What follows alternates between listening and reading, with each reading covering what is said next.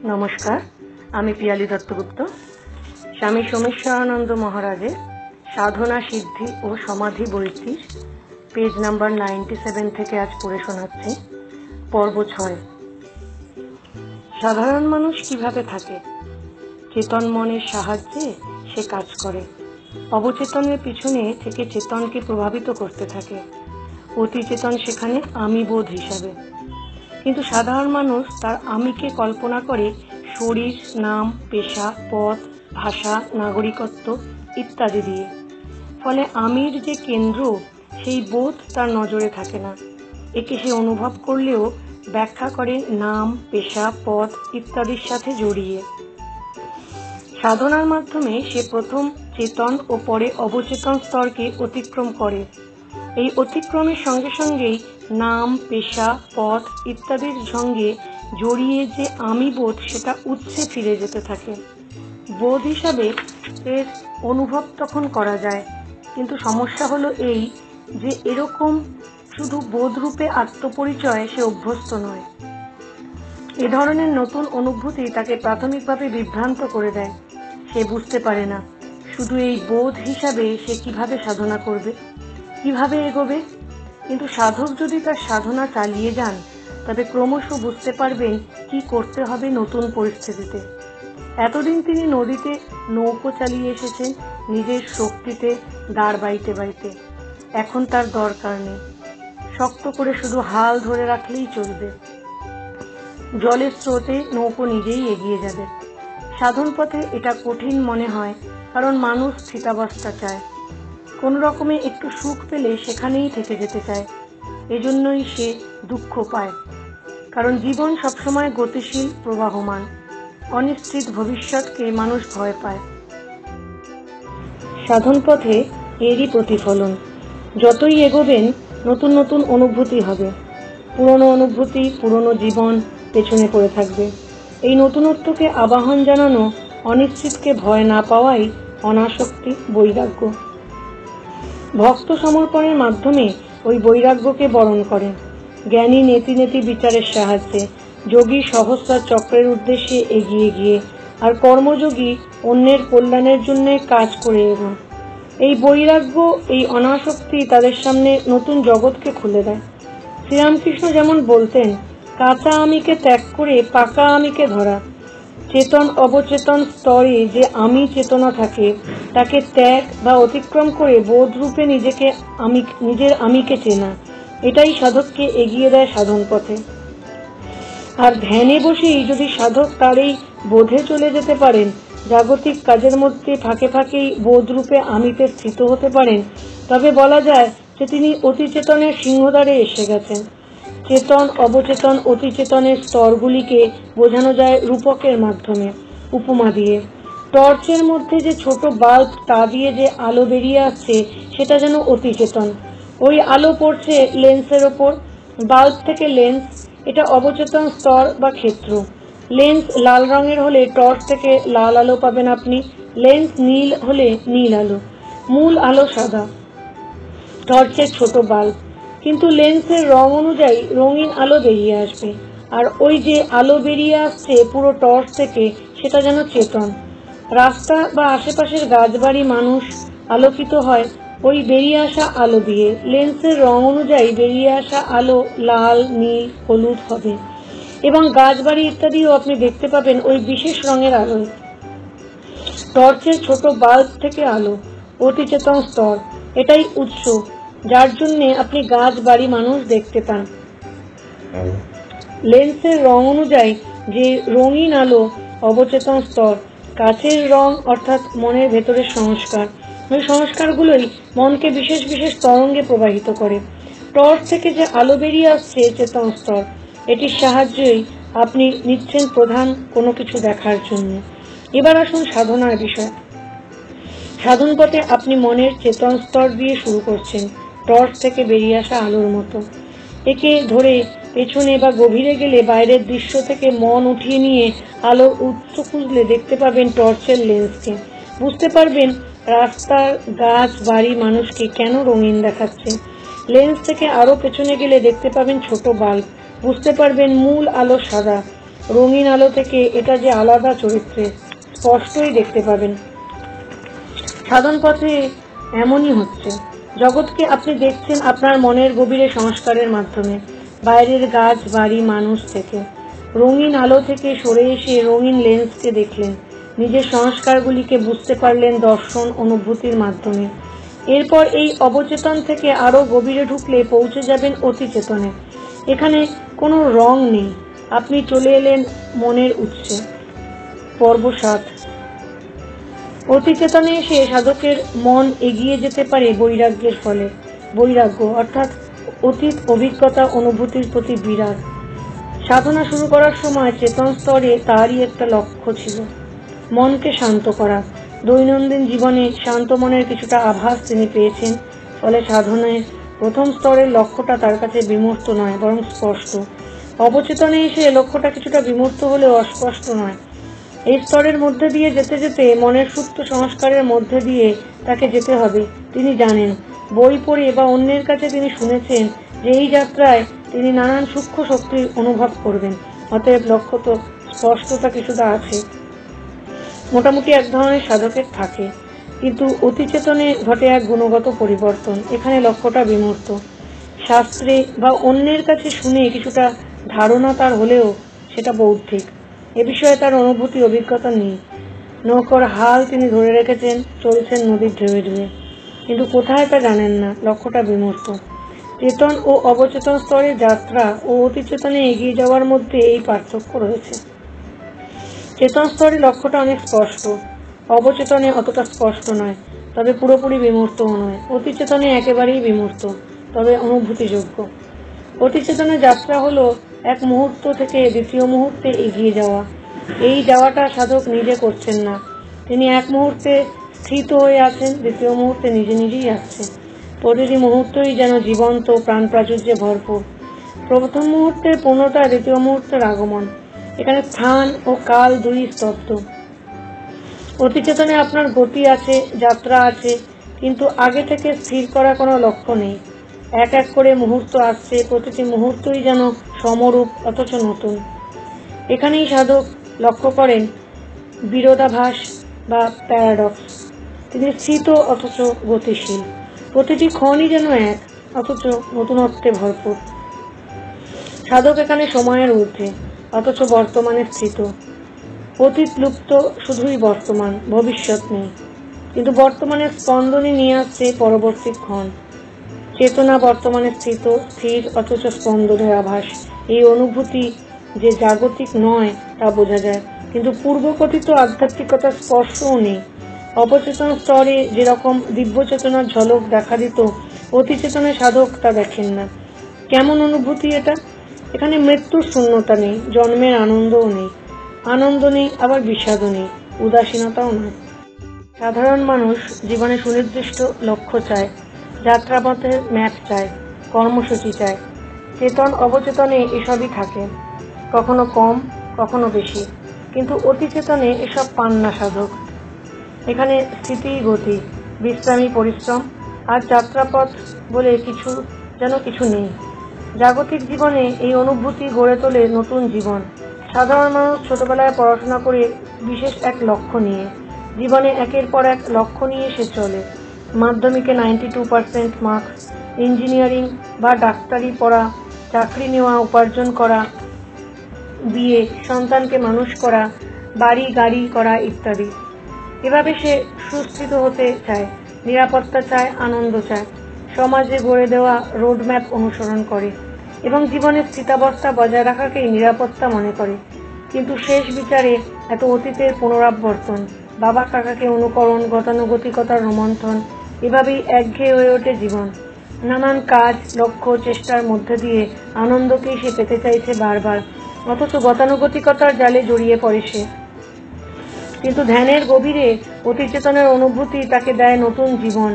দৈনন্দিন জীবনে মামুলি লক্ষ্য ও গতানুগতিক কর্মপন্থার বাইরে সে আবিষ্কার করে জীবনের অন্য মাত্রা। জীবন তার কাছে হয়ে ওঠে কলা, এক সঙ্গীত। সাধারণ মানুষ জীবনে আকস্মিকতা চায় না, অনির্দিষ্টতার অনুপ্রবেশ চায় না। সে চায় স্থিতাবস্থাকেই চালিয়ে যেতে। মাঝে মধ্যে অবশ্য লালের বদলে নীল রং বৃত্তের জায়গায় চতুষ্কোণ, জনারণ্যের স্থানে পাহাড়, অরণ্য এনে জীবনে নতুনত্ব গড়তে চায়। কিন্তু সাধকের জীবন আলাদা। তিনি সামগ্রিক জীবনকে গ্রহণ করেন, আবাহন করেন বিরোধাভাসে ভরা জীবনকে। আকস্মিক, অনির্দেশ্য, অকল্পনীয় ঘটনাগুলিকে তিনি দুহাত বাড়িয়ে আমন্ত্রণ জানান। প্রতিটি মুহূর্ত, প্রতিটি ঘটনাই তার কাছে নতুনের বার্তাবহ। এভাবে তিনি কোনো পেশা, স্থান, সময়, স্থিত থেকেও গতিশীল। জীবনের প্রতিটি মুহূর্ত, প্রতিটি ঘটনা, প্রতিটি অভিজ্ঞতাই তার কাছে নতুন, প্রাণ প্রাচুর্যে ঝলমল। এই পৃথিবীতে তিনি এক পথিক, এক অতিথি, দুদিনের আগন্তুক। প্রতিটি মানুষই তার কাছে নতুন, কারণ মানুষের চরিত্র ও আচরণ বদলে বদলে যায়। প্রতিটি স্থান নতুন, কারণ পরিস্থিতি বদলে যাচ্ছে সব সময়। জীবন তার কাছে প্রকাশিত হচ্ছে নিত্য নতুন রূপে। তিনি জীবনকে উপভোগ করছেন প্রতিটি মুহূর্তে। রাজপথ দিয়ে চলেছেন তো রাস্তার বিশালত্ব দেখে আনন্দ পাচ্ছেন। আবার গলির এখানে ওখানে নোংরা থাকলেও তিনি শিশুর মতো কৌতূহল নিয়ে তা অতিক্রম করছেন। বন্ধুকে দেখে তিনি আনন্দে উৎফুল্ল, আবার মজা পাচ্ছেন বড় মানুষের ছোট ব্যবহারে। সাফল্যে তিনি যেমন হেসে উঠতে পারেন, জীবনের ব্যর্থতায় নিজের মনের শক্তি পরীক্ষা করেন। শিশু জন্মের সময় সবার সঙ্গে তিনিও হাততালি দিয়ে ওঠেন, আবার মৃত্যুতে জীবন রহস্য থেকে বিস্ময়ে অভিভূত করে। জীবনের প্রতিটি আকস্মিক ঘটনায় তিনি বিস্ময়াভিভূত। অনিশ্চিত পরিস্থিতিতে তিনি সৃজনশীল, বিপদে তিনি কাঁদেন না, কারণ তিনি জানেন সব বিপদই কেটে যায়। জীবন তার কাছে নদীর মতন, আর তিনি জানেন যে এক নদীতে কেউ দুবার স্নান করতে পারে না, কারণ নদীর জল সবসময়ই নতুন। জগৎ তার কাছে চির নতুন। অনিশ্চিত জীবনে তিনি আনন্দিত। তিনি জানেন জীবনে সবকিছুই নিশ্চিত হলেও একঘেয়ে ভাব চলে আসে। নিশ্চিত জীবন তো যান্ত্রিক জীবন। সে জীবনে কোনো রহস্য নেই, আনন্দ নেই, বিস্ময় নেই, নতুন সৃষ্টি নেই। বস্তুত আজকের যন্ত্র সভ্যতায় যতই একে আধুনিক বলা হোক, মানুষ জীবন নিয়েই সন্দিহান, অস্থির, অনিশ্চিত। মুখে আধুনিকতার কথা বললেও তারা স্থিতাবস্থাতেই আগ্রহী। তারা বাঁচতে ভুলে গেছে, শান্তি চাইছে, অথচ উত্তেজনার পেছনে ছুটছে। আর এভাবেই হয়ে উঠছে আরো অস্থির। বাইরের পরিবর্তনের ফল দেবে না, দিচ্ছেও না। অতিচেতনার স্পর্শই তাদের নতুন দিশা দিতে পারে, বাঁচতে শেখাতে পারে। পর্ব 8। সুনীলবাবু নিয়ে গিয়েছিলেন ভোলে বাবার কাছে। উজ্জয়িনীর মহাশ্মশানে থাকেন রাতে। সকালে কোথায় যে যান তা কেউ জানে না। ভোলে বাবা তান্ত্রিক সাধু, মহাকালীর উপাসক। প্রথম দর্শনেই আমার অতীত জীবনের কয়েকটা ঘটনা হুবহু বলে দিয়েছিলেন। শুনে অবাক হয়েছিলাম। জন্ম অন্ধ্রপ্রদেশের এক গ্রামে। এর বেশি কিছু বলতে রাজি নন।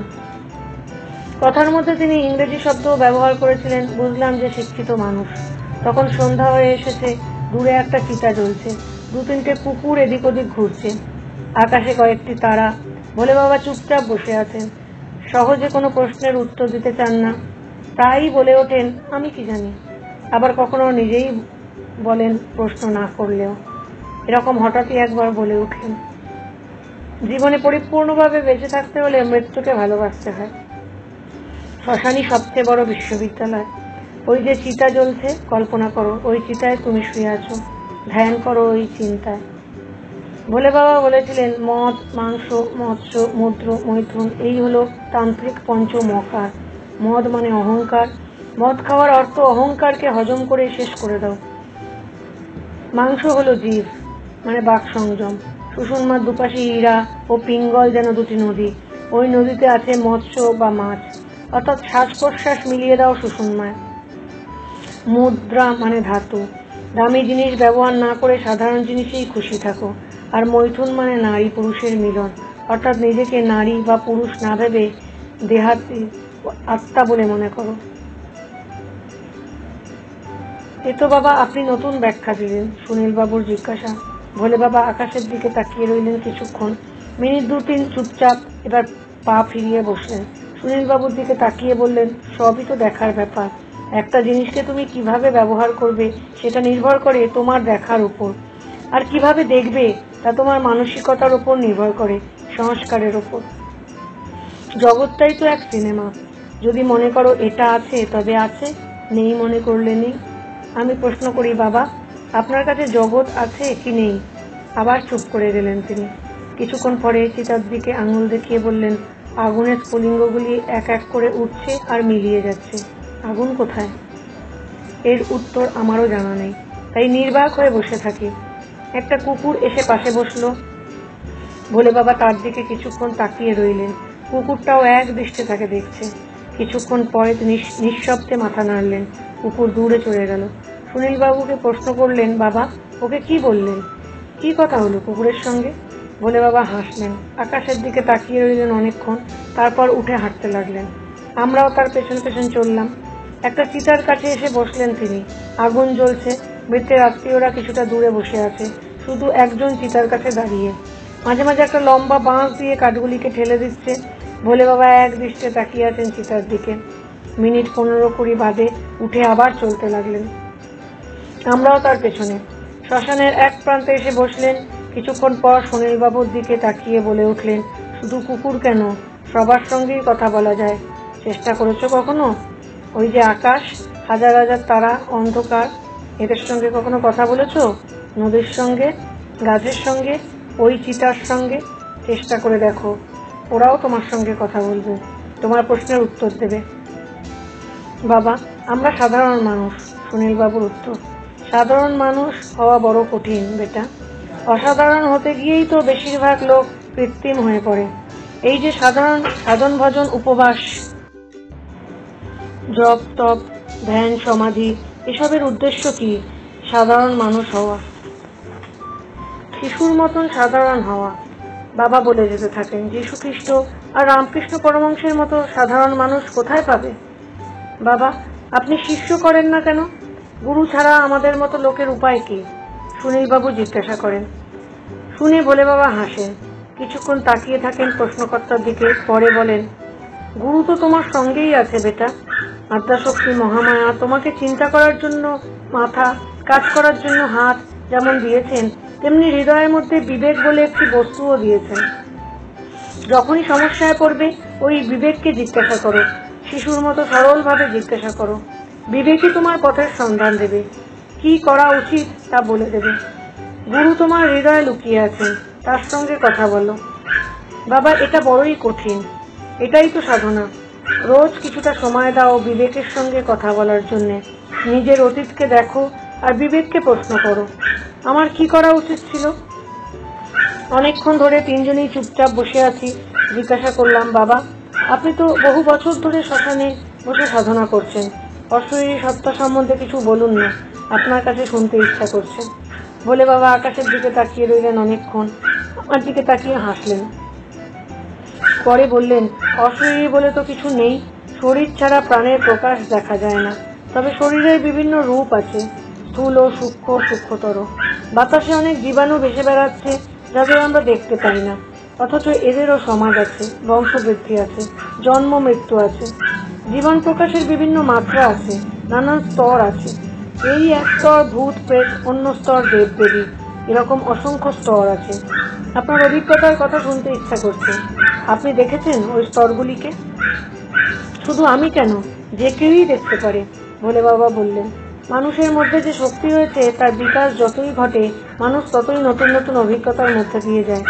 এই সৃষ্টি তো সীমাহীন, অসংখ্য জগৎ, অসংখ্য জীব। 5 ইন্দ্রিয়ের সাহায্যে কতটুকুই বা জানা যায় তার? প্রশ্ন করলাম। অনেকের মনেই ভূতের ভয় আছে, এটা কেন?